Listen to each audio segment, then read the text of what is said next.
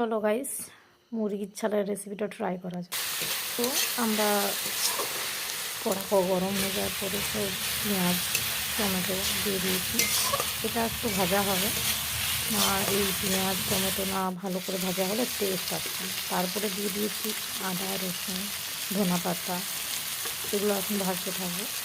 এগুলো ভালোভাবে ভাজা হলে খেতে ভালো হয়, টেস্ট আসে। তো দেখতে থাকো, আমিও প্রথমে রেসিপিটা ট্রাই করছি। তারপরে একটা বাটিতে গুলা ছিল লঙ্কা গুঁড়ো, হলুদ গুঁড়ো, জিরা গুঁড়ো দিয়ে সেইটাকে পেস্ট করে দিয়ে দেওয়া হয়েছে। এবার এটা একটু ভাজা হবে, ভাজা হতে হতে ভাজা হবে বলতে ফুটবে, এখন ফুটে পেস্টটা একটু তৈরি হবে। আমরা উনুনে রান্না করি, উনুনে রান্না করায় কী বলো তো, টেস্ট ভালো হয়।